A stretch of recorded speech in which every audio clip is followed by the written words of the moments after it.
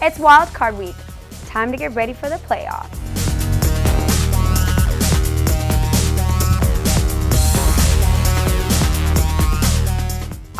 Playoffs? Don't talk about playoffs. You kidding me? Playoffs? What's up, guys? I'm your host, Joe McGowan. He's David Miller, #1 handicapper in the world.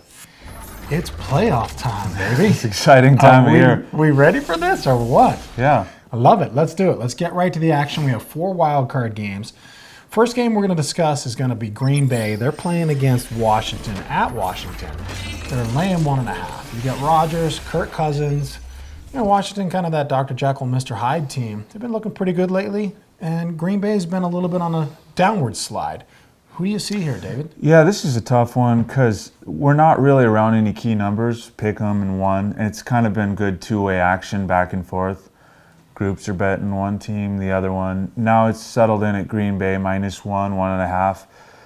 And it's like one of those things where I like to go, what would this line be a few weeks ago? And it basically would be, obviously Green Bay laying some points, but to go against an adjustment here is kind of scary because it's not like it's some small recent panic. I mean, Green Bay has like really fallen off and Washington has gone the other extreme. They look like a totally different team. So I like to go against the team that's been performing good, but I think with this point spread, I just don't see much value. So I'm going to wait, and whichever side the public really jumps on, since there was two-way action around Pick'em, if I can somehow pull out like a +130 or a +3 on one team, I'll do it. Because some of these playoff games move a lot last minute. So for all 4 of these games, I recommend waiting till right at post, right before the game starts, and then seeing what you can get.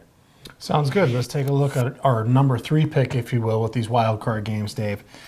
We're looking at Kansas City. They're kind of the dark horse, on my humble opinion, this year, of a team that is looking good, but just doesn't maybe get the respect that they could or perhaps should.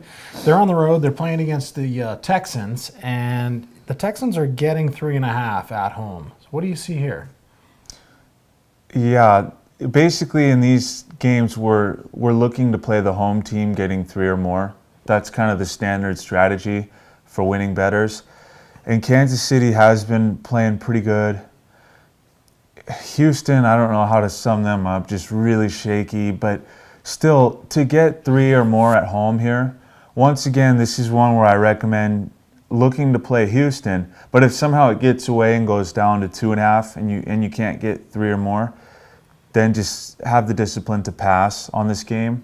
But yeah, we'll let this one top out too. I mean, hopefully it goes to 4, you know, because the public likes to play road favorites, 2 small road favorites like this. So these 3 games, well, 2 out of the 3 really set up perfect for that. This one and the Cincinnati game. So once again, wait till right at post and take 3 or better. And if it goes away, just pass. You know, here's the thing that I want people to understand. We are a real site. We pride ourselves on being the real deal, real guys, real money. We're making these plays. We're betting these picks ourselves. You've been doing this forever. I mean, this is what you do. So if the game's not there, the game's not there. We're not a fake tout service. We're 17-1 and we're this and that and it's all fake and we're crush your book and bet Washington, bet this team. Sometimes it's just a no play. Sometimes you stay away, and it's wise to just wait for the next game, which we have a couple games here we're going to talk about. But is that the case, Dave? Yeah. You basically, to win these lines, they take a lot of money even early during the week, especially for playoffs.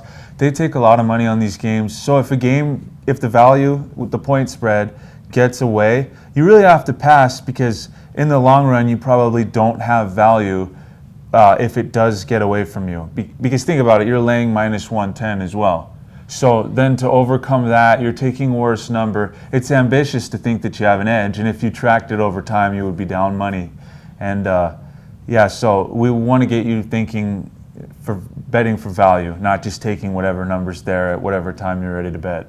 Sounds right. Let's look at #2, the third game in the wild card. We have Pittsburgh, who a lot of the sharps, if you will, and people that I've talked to, they have Pittsburgh ranked really high. They feel this is a very explosive, high-powered offensive team, which they can be. They've seemed to struggle a little bit in the last couple of games.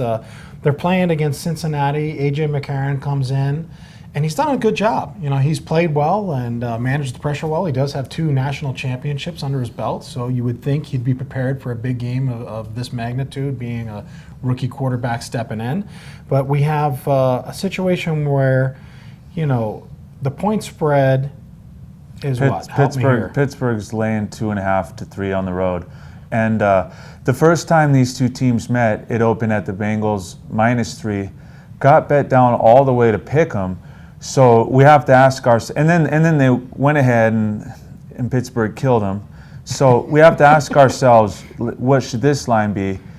And we're looking at somewhere around Pittsburgh laying a couple, but Pittsburgh, it's kind of an illusion. They're a high-powered offense, so we kind of see that, but they're not really stopping anybody at all. So we have to also look at the other side of the ball. And once again, when you can get a home team with points, 3 or more, I'll go ahead and say this is a play at 3 or more, but because so much money will probably come in on Pittsburgh, that's why I'm saying to wait, because we could get 3.5 here or 4. I mean, I could see it because a lot of money's been coming in on Pittsburgh. So it's a good spot for another home dog.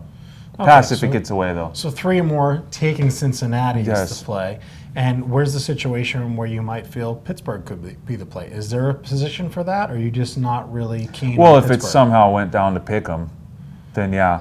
Basically, you gotta kind of go, what's the line here? And it's Pittsburgh by 2 or 2.5, not a full 3 in theory in the long run. So if you could get Pittsburgh pick 'em, you would take it, and Bengals 3 or more, you would take it. But I think this one will go up.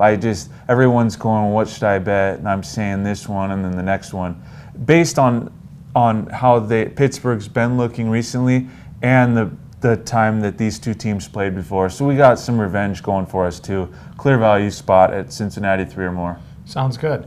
Now, the final game. This is an exciting game, and they're all exciting. It's playoff football. I mean, how good does it get? It's actually depressing because the playoffs are here because it's almost over. You know Well, what I mean? NBA, I'm doing winning daily in NBA. Okay, so that's coming for our fans and our sports bettors. But as a fan myself Follow and just me. enjoying the games, I love football, right? I really do. I just love football. So anyway, now we're going to move on to the number 1 play. This is a pretty cool matchup. You have Seattle. They're on the road against Minnesota. Now, Seattle, again, a ton of the sharps have Seattle. They're ranked 6th for some reason. But these guys, you know, they do look like a powerhouse. Russell Wilson's been playing well. And Minnesota getting 5 at home. It bumped up to 6. I saw that a couple days ago. We film on Wednesdays. You know, Teddy Bridgewater seems like he's coming into his own. They're playing great. You know, Minnesota looks good. It's a lot of points. Am I feeling the side that you might be on? Or First of all, the 6 was at limited spots where the max bet's probably less than it's worth to even make the drive for a lot of people. So we'll say 5.5 here.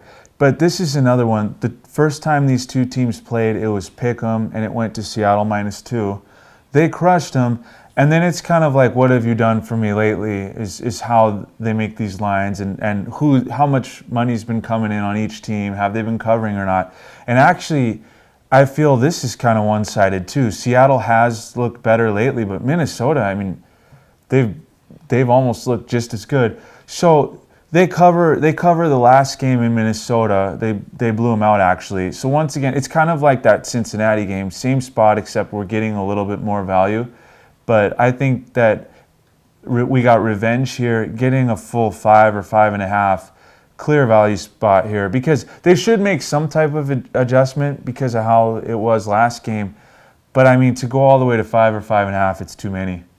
so there you have it, guys. There is our wild card picks. You've heard it from the number 1 handicapper in the world, David Miller. Stay with us on Facebook, YouTube, and Twitter. By the way, guys, if you have any questions, please send them my way. I'll get them answered.